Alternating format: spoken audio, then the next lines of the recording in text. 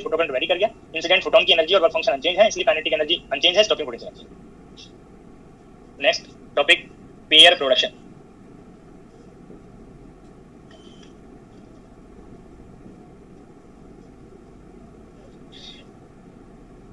जो नेम आपको यहाँ पे नोट किया, pair, pair means particle and its anti particle pair, और पार्टिकल एंटी पार्टिकल के प्रोडक्शन के लिए मास फॉर्मेशन होगा, मैटर प्रोड्यूस होगा यहाँ पे। तो पेयर प्रोडक्शन स्टेटमेंट नोट करेंगे, materialization of radiation, materialization word use किया है, और the formation of matter with the help of incident radiation. तो मेटेरियलाइजेशन ऑफ रेडिएशन और conversion of electromagnetic energy into matter और conversion of radiation और photon into particle anti particle pair।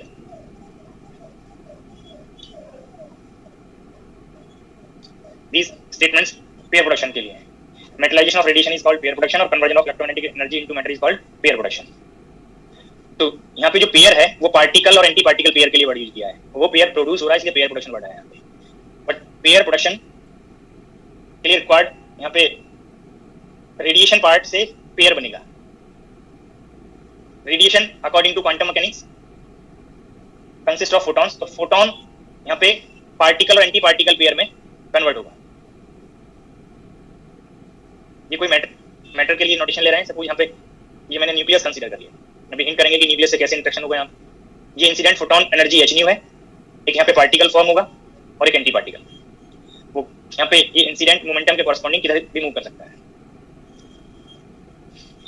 आप जब ये पेयर प्रोडक्शन का पिक्चर किसी बुक में पढ़े होंगे तो यहाँ पे पार्टिकल एंटी पार्टिकल पेयर को मोस्टली बुक में इलेक्ट्रॉन पॉजिट्रॉन पेयर लिया होगा।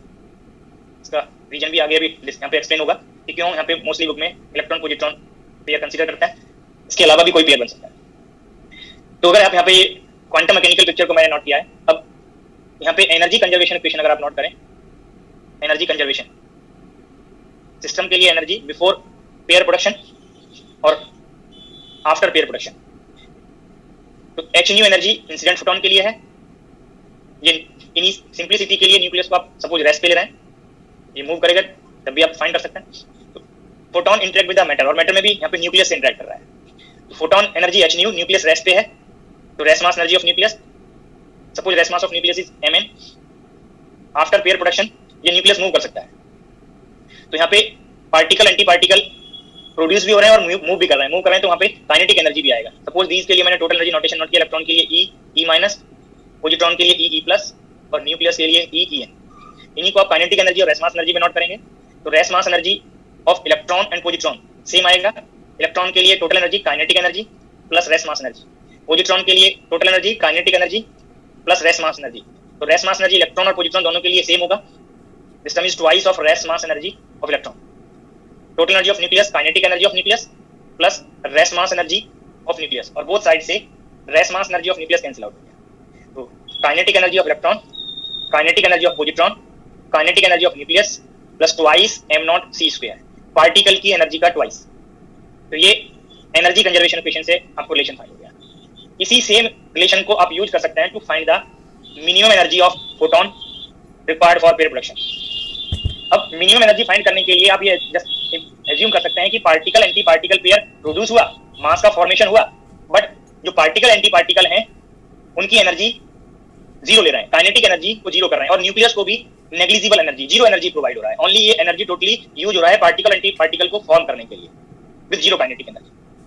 तो मिनिमम एनर्जी के लिए जो बाकी फैक्टर्स हैं मास प्रोड्यूस करने के लिए सिर्फ ये टर्म चाहिए, ये टर्म को आप नेग्लेक्ट कर सकते हैं, और जब नेग्लेक्ट करेंगे तो minimum energy required for pair production आप फाइंड कर सकते हैं। The minimum energy of photon required for pair production, minimum word यहां पे मैंने यूज किया है, तो ये notation H new minimum.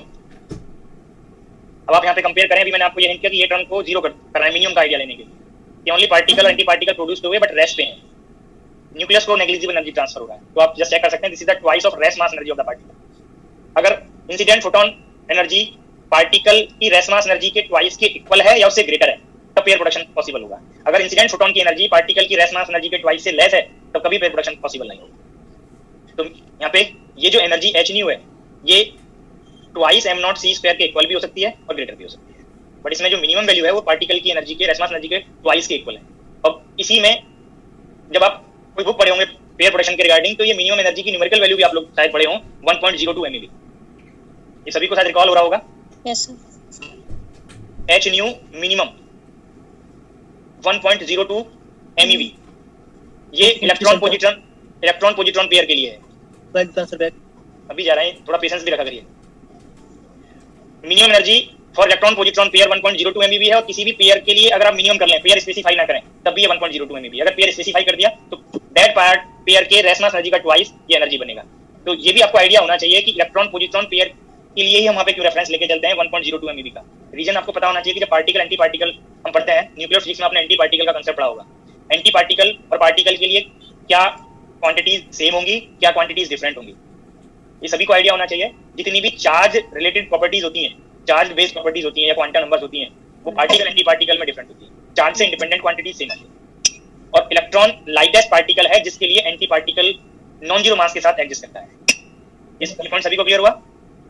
Electron से लाइट, हाँ जी सर, ये मिनिमम एनर्जी की जो कंडीशन है, इसमें न्यूक्लियस की जो काइनेटिक एनर्जी है ये भी जीरो है। सभी को मिनिमाइज की है, ठीक है। सर, ये जो 1.02 है ये स्पेशली इलेक्ट्रॉन पोजिट्रॉन के लिए है ना पर्टिकुलरली, और भी? मैं अपना स्टेटमेंट कंप्लीट कर दूं, फिर आप डाउट पूछिएगा।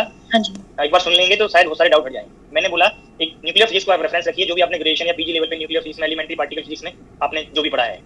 आपने एलिमेंट्री पार्टिकल फिजिक्स में पार्टिकल एंटी पार्टिकल पेयर के लिए टेबल भी पढ़ा होगा, बहुत सारे क्वांटम नंबर्स पढ़े होंगे। तो मेरा स्टेटमेंट क्लियरली सुने। मैंने कहा इलेक्ट्रॉन से लाइटर पार्टिकल के लिए अगर एंटी पार्टिकल एग्जिस्ट करेगा तो एंटी पार्टिकल का मास नेग्लिजिबल होगा, नियरली जीरो होगा। इलेक्ट्रॉन लाइटेस्ट पार्टिकल है जिसके लिए नॉन जीरो मास के साथ एंटी पार्टिकल एग्जिस्ट करता है। तो एंटी पार्टिकल यहाँ पे पेयर में इन्वॉल्व होना है, उसे मास का आप आइडिया ले रहे हैं। तो इलेक्ट्रॉन लाइटेस्ट पार्टिकल हुआ जिसके लिए नॉन जीरो मास वाला एंटी पार्टिकल एग्जिस्ट करेगा।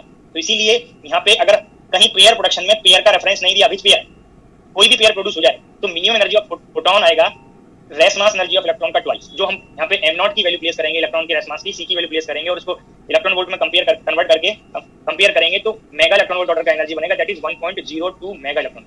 अगर आप फोटोन की एनर्जी 1 मेगा इलेक्ट्रॉन वोल्ट ले रहे हैं तो कोई पेयर नहीं बनेगा। अगर आप एनर्जी 1.02 MeV से हायर ले रहे हैं, सपोज आपने 2 MeV फोटोन एनर्जी लिया, तो इलेक्ट्रॉन पोजिट्रॉन पेयर बन जाएगा। बाकी एनर्जी काइनेटिक एनर्जी प्रोवाइड करेगा इलेक्ट्रॉन को, पोजिट्रॉन को, न्यूक्लियस को।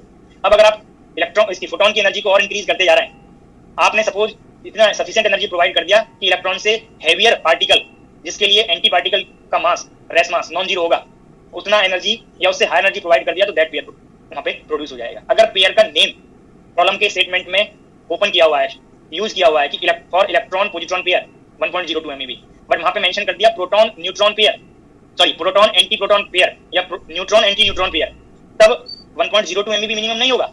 जो भी पार्टिकल एंटी पार्टिकल पेयर वहां पे फॉर्म हो रहा है, उसकी रेस मास एनर्जी के ट्वाइस के इक्विवेलेंट मिनिमम एनर्जी बनेगा, जो आपको यहाँ पे मैंने हिंट कर दिया। अब आपको लास्ट लेक्चर में मैंने प्रोटॉन के लिए रेस मास एनर्जी बताया हुआ है, न्यूट्रॉन के लिए आपको रेस मास एनर्जी बताया है। तो प्रोटॉन के लिए अगर आप ये रेस मास इंक्लूड करेंगे तो ये 938 पॉइंट लास्ट लेक्चर में हिंट किया था, 27 के अराउंड था शायद। ये डेसिमल के बाद ये वैल्यूज को कंपेयर कर लेंगे, ठीक है। 38 जो भी आप एक जस्ट कंपैरिजन कर रहे हैं, तो ये अगर आप 1.02 MeV यहाँ पे एनर्जी या 1.3 या 1.5 MeV ले रहे हैं, दैट एनर्जी ले रहे हैं जो इससे लेस है, और आपसे प्रॉब्लम के स्टेटमेंट में मेंशन किया है प्रोटॉन एंटी प्रोटॉन पेयर, क्या पॉसिबल होगा? Formation of proton anti proton pair possible है? नहीं। तो जब पेयर मेंशन कर दिया तो उसकी रेस मास एनर्जी के ट्वाइस से इक्वल या ग्रेटर एनर्जी इंसिडेंट करना पड़ेगा, तभी वो पेयर फॉर्म होगा। बट अगर पेयर स्पेसिफाई किया इलेक्ट्रॉन पोजिट्रॉन पेयर, तो आपको एनर्जी मिनिमम वैल्यू बताया हुआ है। अगर पेयर मेंशन नहीं किया है तब भी आप ये वर्ड यूज कर लेंगे, जब भी अमाउंट यूज कर लेंगे। बट अगर इलेक्ट्रॉन पोजिट्रॉन पेयर के अलावा कोई और पेयर मेंशन किया हुआ है प्रॉब्लम के स्टेटमेंट में, तो उस पर्टिकुलर पार्टिकल की रेस मास एनर्जी के ट्वाइस के इक्वल मिनिमम एनर्जी इंसिडेंट करना पड़ेगा। स्टेटमेंट क्लियर हुआ? अब जो पूछ रहे थे, जिनको डाउट था, अब एक बार अगर डाउट है तो फिर से अपना स्टेटमेंट बोल लीजिए। हो गया क्लियर सर। जो यहाँ पे आपने काइनेटिक एनर्जी न्यूट्रॉन के साथ लिखा है 2m0c², सर ये इन दोनों की एनर्जी है, रेस मास एनर्जी इलेक्ट्रॉन की और पोजिट्रॉन की। तो आपको मैंने बोल भी दिया, आपको आइडिया भी होना चाहिए, जब दोनों का मास, इलेक्ट्रॉन मास और पोजिट्रॉन मास, रेस मास की हम बात कर रहे हैं, ये सेम है, m नॉट है, तो दोनों की रेस मास एनर्जी जब आप ऐड करोगे तो ट्वाइस हो जाएगा ना। मैंने एक सिंगल स्टेटमेंट में काफी इंफॉर्मेशन आपको बता दिया कि charge based quantities particle anti particle के लिए डिफरेंट होंगी, चार्ज से इंडिपेंडेंट क्वांटिटीज सेम आएंगी। क्लियर हो गया? अब अगर 1.02 MeV से higher energy electron positron pair के फॉर्मेशन में आप प्रोटॉन की एनर्जी हायर ले रहे हैं 1.02 MeV से, तो जो 1.02 MeV से तो पार्टिकल एंटी पार्टिकल प्रोड्यूस हो गए, बट इसके रिमेनिंग जो एनर्जी होगा वो इलेक्ट्रॉन, पोजिट्रॉन और न्यूक्लियस तीनों में डिस्ट्रीब्यूट हो जाएगा। यहाँ पे जो आपको एनर्जी कंजर्वेशन इक्वेशन है ये तब नॉन जीरो आ जाएंगे। ये 1.02 MeV बनेगा और इसके रिमेनिंग एनर्जी दी 3 पार्ट के लिए नॉन जीरो वैल्यू कंट्रीब्यूट करेगा। एक और मोस्ट इंपोर्टेंट आपने पॉपुलर स्टेटमेंट पढ़ा होगा कि pair production is not possible in free space और एम्प्टी स्पेस और वैक्यूम। Yes sir. इसको यहाँ पे वेरीफाई कर सकते हैं। आपको नहीं आइडिया पहले से कि पॉसिबल है कि नहीं, तो आप एज्यूम करके चलेंगे। सपोज एज्यूम कर रहे हैं कि पेयर प्रोडक्शन वैक्यूम में, एम्प्टी स्पेस में, फ्री स्पेस में पॉसिबल है, और जब एम्प्टी स्पेस में पॉसिबल होगा तो वहां पे न्यूक्लियस या मैटर जो फोटॉन से इंटरेक्ट कर रहा है वो यहाँ पे एब्सेंट हो जाएगा। Only this photon converted into particle and its anti particle.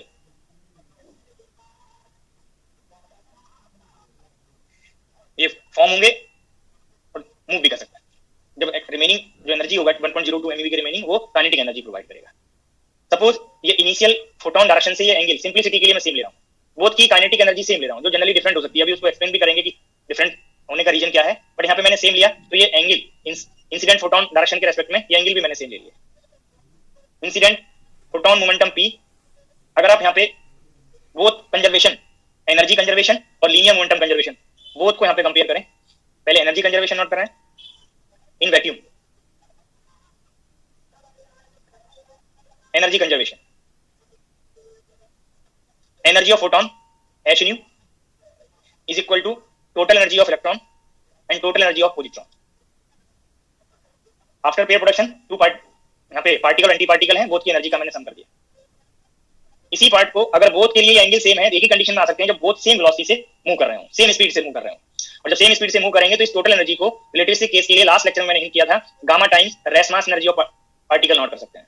तो gamma times rest mass energy of electron and gamma times rest mass energy of positron, and this value h nu is equal to 2 gamma times rest mass energy of particle. ये relation आपको energy conservation equation से मिला। अब आप यहाँ पे linear momentum conservation assume किया दोनों सेम। हाँ जी, सिंपलिसिटी के लिए मैंने थीटा सेम लिया है। अभी इसका रीजन भी डिस्कस करूंगा कि थीटा डिफरेंट कब होगा, ठीक है, और कैसे काइनेटिक एनर्जी डिफरेंट हो सकती है।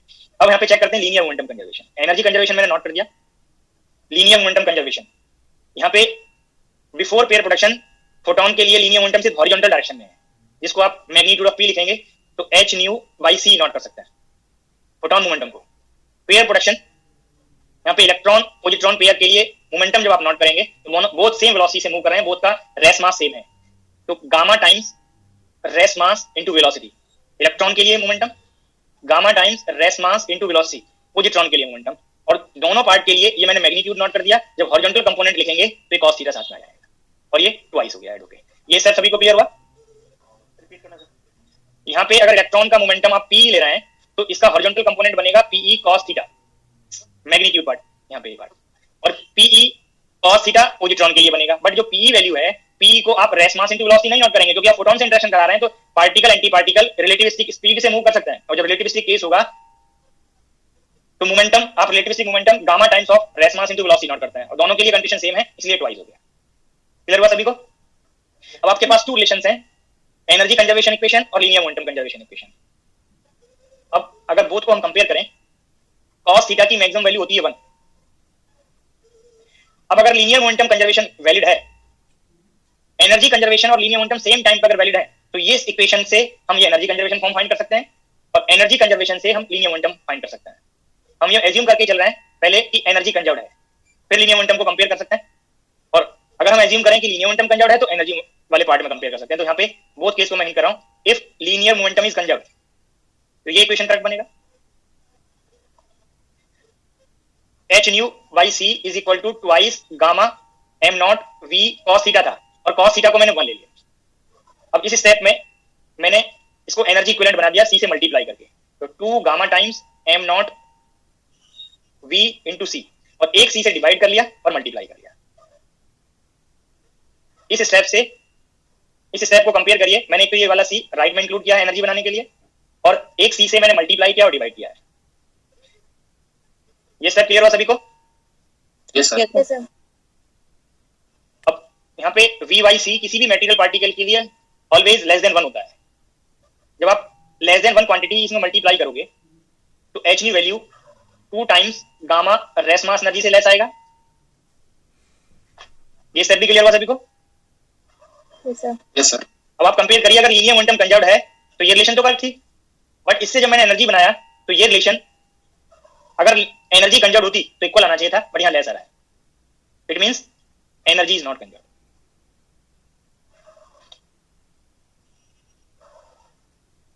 अगर आप जैसे इसका अपोजिट एज्यूम करके चलें, इफ एनर्जी इज कंजर्व्ड तो h nu is equal to twice gamma m naught c square, correct है। अब इसको मोमेंटम में कन्वर्ट करेंगे, एच न्यू बाई सी, ये मोमेंटम बन गया, सी से डिवाइड किया, और जैसे ही बोथ साइड सी से डिवाइड किया ट्वाइस गामा एम नॉट सी, एक वी से डिवाइड कर लिया और एक वी से मल्टीप्लाई कर लिया, तो twice gamma m naught v, और ये सी वाई वी की वैल्यू ऑलवेज ग्रेटर देन 1 होता है। जब c y v greater than 1 होगा तो एच न्यू बाई सी की value twice gamma m naught v से ग्रेटर आएगा। कॉस थीटा की मैक्सिमम वैल्यू के लिए ये इक्वल टू होना चाहिए था। अगर कॉस थीटा की वैल्यू 1 से लेस लेंगे तब ये वैल्यू और भी लेस हो गया, बट यहाँ पे h nu by c greater है। इस कंडीशन से आपको कंफर्म हो रहा है कि लीनियर मोमेंटम कंजर्व्ड नहीं होगा। अगर एनर्जी कंजर्वेशन अलाउड है, फुलफिल हो रहा है, then linear momentum will not conserved. It means अगर पेयर प्रोडक्शन को आप फ्री स्पेस में, वैक्यूम में, एम्प्टी स्पेस में एज्यूम करके चल रहे हैं तो बोथ कंजर्वेशन सेम टाइम पे अलाउड नहीं होंगे। अगर एनर्जी कंजर्व्ड है तो सेम टाइम पे लीनियर मोमेंटम कंजर्व्ड नहीं होगा, अगर लीनियर मोमेंटम कंजर्व्ड है तो एनर्जी कंजर्व्ड नहीं होगा। तो ये स्टेटमेंट अब आपको कंफर्म हो गया कि फ्री स्पेस में, वैक्यूम में पेयर प्रोडक्शन पॉसिबल नहीं होगा। ये स्टेटमेंट मैं यहाँ पे नोट कर रहा हूं, pair production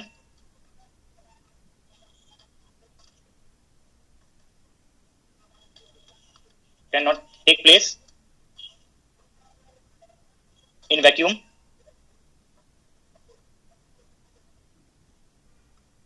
or empty space due to non-conservation of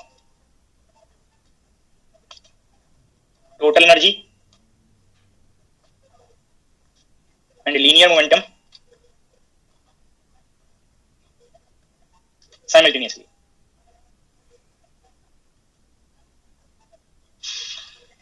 अगर आपसे इस पे बेस कोई प्रॉब्लम पूछा जाए और वहां पे कंजर्वेशन लॉज पूछे कि किसकी वजह से अलाउड नहीं होगा, किसी वजह से पेयर प्रोडक्शन पॉसिबल नहीं है, तो ऐसा हो सकता है कि स्टेटमेंट में आपको कोई एक कंजर्वेशन का आइडिया दिया हो।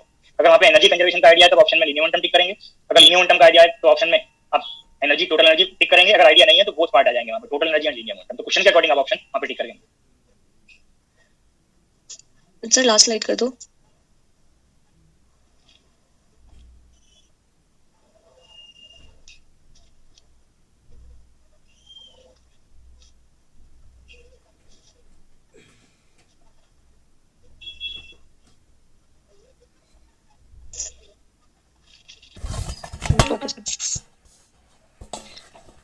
तो सभी को आइडिया होगा कि कंजर्वेशन लॉज वायलेट हो जाएंगे, इसलिए पेयर प्रोडक्शन फ्री स्पेस में पॉसिबल नहीं होगा। सर 3 स्पेस का मतलब क्या होता है? हाँ जी, 3 स्पेस का मीनिंग? वैक्यूम पता है नहीं? हाँ सर। देखो हमारा यहाँ पे जो इंटरेक्शन हो रहा है पेयर प्रोडक्शन पॉसिबल होने के लिए मास से इंटरेक्शन हो रहा है, ठीक है।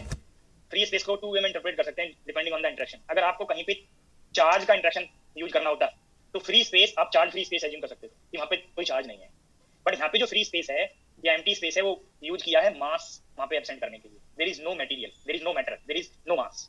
तो एम्प्टी स्पेस मींस कोई मास वाला पार्ट वहाँ पे नहीं है, और जब मास नहीं है तो वहाँ पे कोई मीडियम है ही नहीं एक तरह से।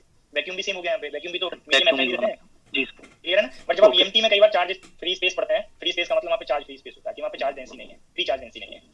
Okay sir. सर अगर मिनिमम एनर्जी हम पहले रेस्ट मास एनर्जी से एक्स्ट्रा लेके चले तो? फिर से बोलिए।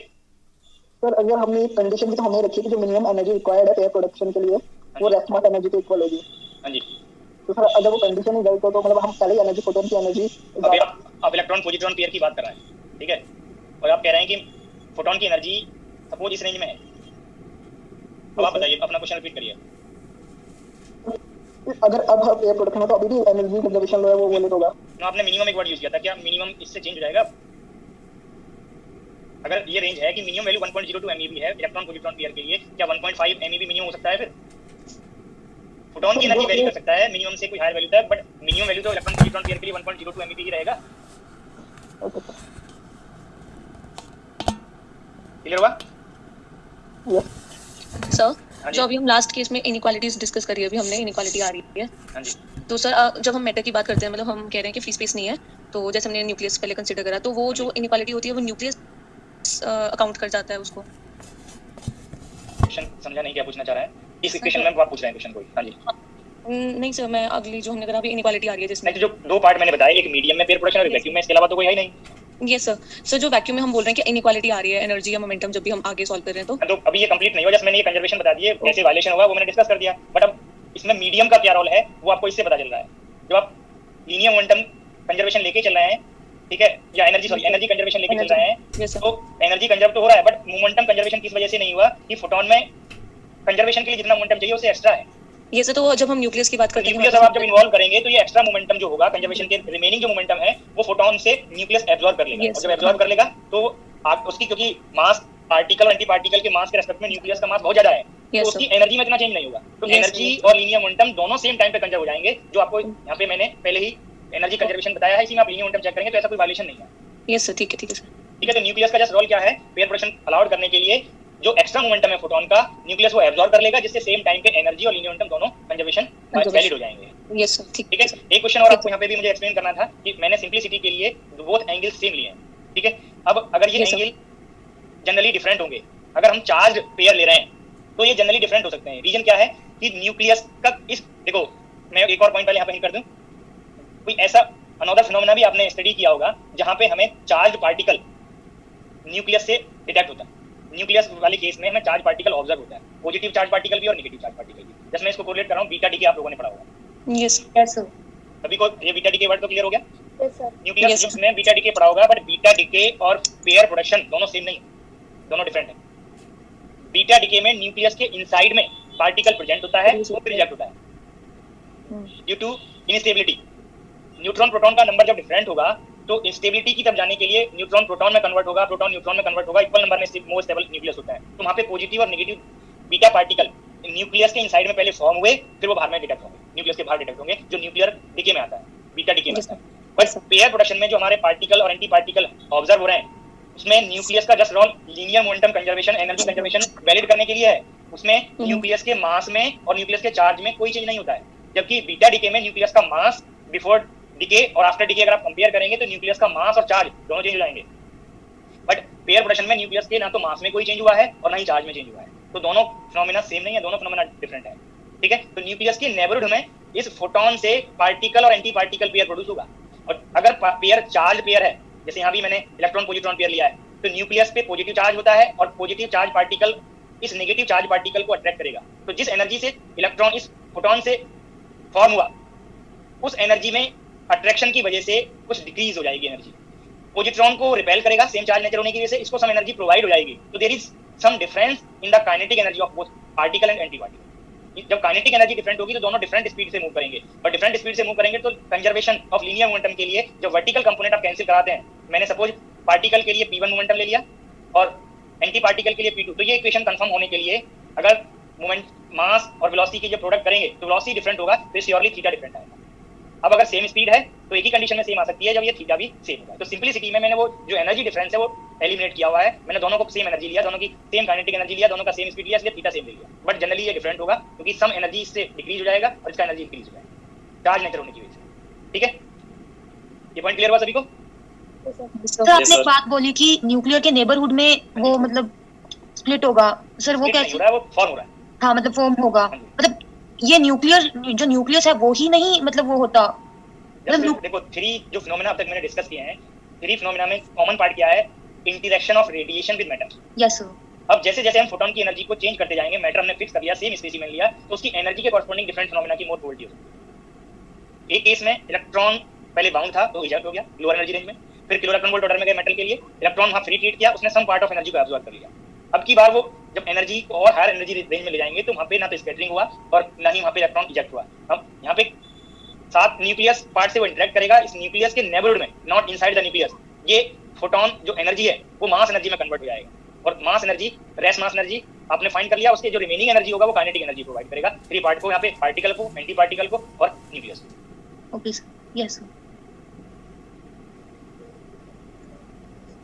सर नेक्स्ट स्लाइड दिखा दो। जी सर। सर आपने ये कहा कि वैक्यूम में ये जो कंजर्वेशन लिया था कि एनर्जी और लीनियर मोमेंटम का कंजर्वेशन से आपने समझाया है। तो सर यदि इन दोनों का कंजर्वेशन हमने सिर्फ अज्यूम करा, यदि इनइलास्टिक होता तो उस कंडीशन में तो फिर से वही मिस्टेक कर रहे हैं। देखो आप फिनोमेना के जो कांसेप्ट्स हैं उनको मिक्स कर लेते हैं। मैंने कब कहा ये स्कैटरिंग है? नहीं, आपने नहीं कहा सर। नहीं ना, स्कैटरिंग तो कॉम्पलेक्स इफेक्ट में है, पेयर प्रोडक्शन में स्कैटरिंग थोड़ी है। और अगर आपका मैं क्वेश्चन मान भी लेता हूं कि जो आप क्वेश्चन कर रहे हैं कि स्कैटरिंग आप चलो थिंक कर लिया, क्या इनइलास्टिक में एनर्जी चेंज होती है टोटल एनर्जी? मैंने तो नहीं बताया, मैंने तो सिर्फ काइनेटिक एनर्जी कंजर्वेशन को डिफरेंस किया है वहां पे। टोटल एनर्जी तो दोनों में कंजर्व होती है, बट मैं फिर से हिंट कर रहा हूं कि ये स्कैटरिंग नहीं है। Okay sir. एंड सर एक और डाउट था। हाँ जी। जैसे ये इलेक्ट्रॉन और पॉजिट्रॉन का पेयर है, पेयर प्रोडक्शन में, तो सर इन दोनों के बीच में इंटरेक्शन क्यों नहीं होता? मतलब ये दोनों अट्रैक्ट करनी चाहिए ना। किसमें? ये इलेक्ट्रॉन और पॉजिट्रॉन जो हैं, जो वो दोनों अलग अलग डायरेक्शन में जा रहे हैं, हाँ जी। मतलब अलग अलग डायरेक्शन में मूव कर जाते हैं। ऐसे ही सर जब इलेक्ट्रॉन की बम्बार्डिंग कराते हैं एक एक्सपेरिमेंट में, तो उसमें भी इलेक्ट्रॉन बीम्स जाती हैं, तो इलेक्ट्रॉन तो एक दूसरे को अट्रैक्ट करने चाहिए, लेकिन तो यहाँ पे इस फोटोन से जो एनर्जी प्रोवाइड हो रहा है इसको, काइनेटिक एनर्जी इलेक्ट्रॉन को और पॉजिट्रॉन को, अब अगर वो सफिशिएंट है इस इलेक्ट्रोस्टैटिक इंटरेक्शन को ओवरकम करने के लिए, तो वो अभी में जा सकते हैं, एक दूसरे से डिफरेंट डायरेक्शन में जा सकते हैं। अगर वो एनर्जी इतना सफिशिएंट नहीं है कि इसके इलेक्ट्रोस्टैटिक इंटरेक्शन को ओवरकम कर पाए, तो वो एक दूसरे के टुवर्ड्स मूव करेंगे। बोलिए। जी सर, लेकिन बट देखिए अभी हम यहाँ पे ये जस्ट डिस्कस कर रहे हैं कि इस फोटोन से हमारा पेयर कैसे फॉर्म हुआ, उसकी कंडीशन क्या है। इलेक्ट्रोस्टैटिक इंटरेक्शन से हो सकता है कि यहाँ पे जो एनर्जी आप फाइंड करेंगे, काइनेटिक एनर्जी और रेस्ट मास एनर्जी जो भी पार्ट है, न्यूक्लियस को कितना एनर्जी प्रोवाइड हुआ, तो इनकी एनर्जी में चेंज हो जाएगा जो काइनेटिक एनर्जी है। बट हमें अभी जस्ट यहाँ ये शो करना है कि हम इसको इनके इलेक्ट्रोस्टैटिक इंटरेक्शन को अगर एब्सेंट कर लें तो कितना एनर्जी फोटोन से इलेक्ट्रॉन को और पॉजिट्रॉन को प्रोवाइड हुआ। अब इलेक्ट्रॉन का हमने न्यूक्लियस से इंटरेक्शन लिया, पॉजिट्रॉन का न्यूक्लियस से इंटरेक्शन लिया, फिर वो एनर्जी में कुछ चेंज हुआ। मैंने कहा कि वो स्मॉल माइनर चेंज होगा। अब अगर इसके इन दोनों के इलेक्ट्रोस्टैटिक इंटरेक्शन को भी इंक्लूड करेंगे तो उस एनर्जी के बाद भी चेंज हो जाएगा, बट वो चेंजेस वेरी स्मॉल होंगे with respect to the energy, kinetic energy provided by photon. ठीक है, मैं ये नहीं कह रहा कि नेगलेक्ट ही करना है, यहाँ पे इंटरेक्शन होगा, ठीक है, बट वो सब एनर्जी सब इंटरेक्शन इंक्लूड करने के बाद जो ये एनर्जी है यहाँ पे जो इस इक्वेशन में मैंने नोट किया है, वो kinetic energy of electron, kinetic energy of positron, kinetic energy of nucleus. Clear हो गया? जी सर। तो बस एक बार ये और बता दीजिए, आपने ये कहा था कि जो पॉजिट्रॉन होगा या जो पॉजिटिव चार्ज पार्टिकल होगा वो इसे रिपेल होगा, न्यूक्लियस रिपेल होगा ना, न्यूक्लियस रिपेल। न्यूक्लियस के मान के चलिए न्यूक्लियस है, पॉजिटिव चार्ज पार्टिकल होता है, यहाँ इसके नेबर्ड में ये पॉजिटिव और नेगेटिव चार्ज पार्टिकल प्रोड्यूस हुए। इस पर्टिकुलर डिस्टेंस पे इन दोनों का इलेक्ट्रोस्टैटिक इंटरेक्शन होगा, इस इलेक्ट्रोस्टैटिक इंटरेक्शन से यहाँ पे एनर्जी जो पहले इलेक्ट्रॉन की एनर्जी थी वो डिक्रीज होगी और यहाँ पे इंक्रीज हो जाएगी रिपल्सन से। फिर आगे कुछ पढ़ाया जाएगा क्लास में? हाँ जी, आगे पढ़ाएंगे सर? बस देखो जो लेक्चर का टाइम होता है, ठीक है, जो भी शेड्यूल है 5 मिनट हो सकता है कि उसको कंप्लीट करने में चला जाए। बाकी जब एक बार वो टाइम हो गया उसके बाद सिर्फ डाउट डिस्कशन होंगे, थ्योरी जो सिलेबस का पार्ट है वो नहीं होगा, वो नेक्स्ट लेक्चर में होगा। ठीक है, ये मतलब कॉमन सेंटेंस आगे ध्यान रख सकते हैं। सर एक चीज कंफर्म करनी थी, आपने एंगल्स डिफरेंट इसलिए बताए ना क्योंकि इलेक्ट्रॉन और पॉजिट्रॉन जनरली डिफरेंट होंगे। मैंने सिंपलिसिटी के लिए आपको ये कंपैरिजन बताने के लिए सेम मान लिया। यस सर, वो तो हाँ, क्योंकि डिफरेंट एंगल्स पे थोड़ा कैलकुलेशन डिफिकल्ट बन जाएगा। यस सर, कंपेयर आप नहीं कर पाओगे, बट जनरली डिफरेंट होंगे क्योंकि जनरली दोनों की काइनेटिक एनर्जी में चेंज है। यस सर, क्योंकि दोनों के मास में चेंज है ना, इसीलिए ना। मास में रेस्ट मास में चेंज नहीं है, रिलेटिविस्टिक मास में चेंज। Okay sir. मास की बात तो मैंने कई बार बता दी, दोनों के रेस्ट मास पार्टिकल और एंटी पार्टिकल के सेम होते हैं, आप पहले से पढ़े भी होंगे। अच्छा, बट वेलोसिटी चेंज होने से जब गामा टाइम्स m नॉट करेंगे, इस गामा जो रिलेटिविस्टिक अट्रैक्शन फैक्टर है, वेलोसिटी चेंज होने से दोनों के चेंज होंगे। यस सर, तो रिलेटिविस्टिक मास चेंज हो जाएगा, बाकी रेस्ट मास तो सेम ही है। Yes sir, thank you. और पूछना है किसी को? सर एच न्यू की वैल्यू जितनी ज्यादा होगी तो ये जो पेयर बन रहा है उसकी काइनेटिक एनर्जी बढ़ती जाएगी। बट अगर उसी के आगे इतना एनर्जी आप इंक्रीज कर दें कि कोई और पेयर के इक्विवेलेंट एनर्जी बन जाए, तो वो पेयर की फॉर्मेशन की भी पॉसिबिलिटी हो जाएगी ना। ऐसा इलेक्ट्रॉन पॉजिट्रॉन पेयर ही थोड़ी बनेगा। पेयर तो जिन पार्टिकल के एंटी पार्टिकल का रेस्ट मास नॉन जीरो है, अगर सफिशिएंट एनर्जी प्रोवाइड करें तो वो पेयर भी बन सकता है। Okay sir. Sir first slide दिखा दीजिए। सर एक फीडबैक देनी थी सर। बताइए। सर जब आप एक्सप्लेन कर रहे होते हो ना, तो आप 1-1.5 मिनट के लिए स्ट्रेट कॉन्सेप्ट सारे एक्सप्लेन कर देते हो, तो आप कुछ ऐसे स्क्रीन पे कुछ कीवर्ड्स, मतलब पूरा मत लिखो चाहे, बट कुछ कीवर्ड्स लिख सकते हो ताकि बाद में ना ट्रैक रहे आपने क्या बोला था, क्योंकि एक लेक्चर में इतना सारा कुछ हो जाता है। वो आपकी बात ठीक है, कुछ आप लोगों के क्वेश्चंस होते हैं, कुछ मुझे एक्स्ट्रा बताना होता है। ये सर जो आप एक्स्ट्रा बताते हो ना, मैं पूरा बोल देता हूं। जी जो सर। एग्जाम के पॉइंट ऑफ व्यू से इंपॉर्टेंट है वो मैं सारा स्क्रीन पर नोट करता हूं। Yes sir. प्रॉब्लम के लिए कोई पॉइंट इंपॉर्टेंट हो या रिपीट कराना हो, रिवाइज कराना हो, यस ये एक्सप्लेनेशन होती है एक लेक्चर में इंटरेस्ट डेवलप करने के लिए। Yes sir. अगर मैं अपनी एक एक्सप्लेनेशन नोट करना चाहूं तो मैं भी नोट नहीं कर सकता। नहीं सर, वो आई नोट नहीं सर, जस्ट कीवर्ड कुछ भी, जस्ट छोटा सा कीवर्ड या कुछ ऐसे करूंगा। उससे क्या होगा ना, उससे क्या होगा कि कुछ स्टूडेंट्स को लगेगा कि ये छोटे से कांसेप्ट में बहुत ज्यादा सिलेबस है। हर पार्ट का बेनिफिट है, उसके ड्रॉबैक्स भी हैं। यस सर, या ठीक है सर, ठीक है ना। सिर्फ इंटरेस्ट डेवलप करने के लिए एक्सप्लेनेशन होता है, क्योंकि जिससे आपको सिर्फ मैथमेटिक्स ना लगे, है ना, हम फिजिक्स पढ़ना हाँ जी डेवलप करने के लिए होता है। और इससे जब भी जो स्टूडेंट इस एक्सप्लेनेशन को नोट करना चाह रहे होंगे अपने नोटबुक में, उनको स्पीड फास्ट लगेगा। Yes sir.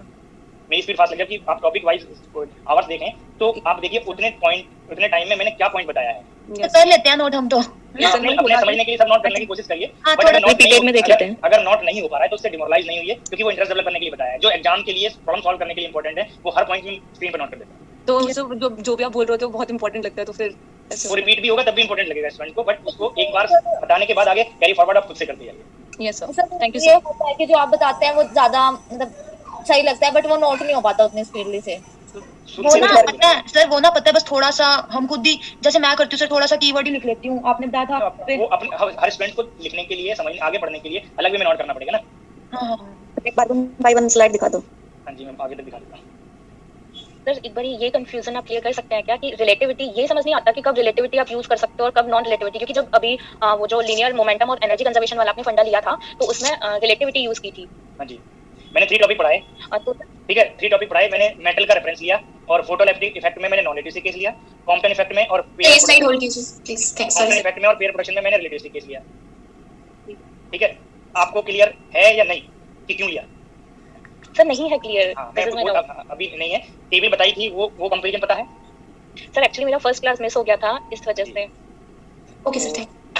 आज ही बताएं या कल बताएं? तो अगर ये मिस हो गया है, देख लीजिए, मिस हो गया है तो वो शायद स्टार्टिंग के 15-20 मिनट में होगा। अगर उस लेक्चर को पढ़ लेते तो हो सकता है क्वेश्चन का आंसर अपना मिल जाए। मैं बता देता हूं वैसे अभी। ठीक है जी, स्लाइड पूरा कर दूं। मैंने 3 कंपैरिजन बताए। वेलोसिटी वाला कंपैरिजन सभी को पता होगा। B very very less than C, non relativistic. B comparable to C, relativistic. Kinetic energy very very less than rest mass energy, non relativistic. Kinetic energy comparable और exceeds rest mass energy, relativistic. CP very very less than rest mass energy. जब momentum दिया होगा तो momentum को आप direct compare नहीं कर सकते पार्टिकल के नेम के अकॉर्डिंग, तो इसलिए इसको एनर्जी में कन्वर्ट करना पड़ेगा। इसलिए मैंने CP को कंपेयर किया। CP comparable to rest mass energy और एक्सीड्स। तो ये कंपैरिजंस मैंने स्टार्टिंग में बताया। अब मैंने these 3 फिनोमेना के लिए मेटल का रेफरेंस लिया।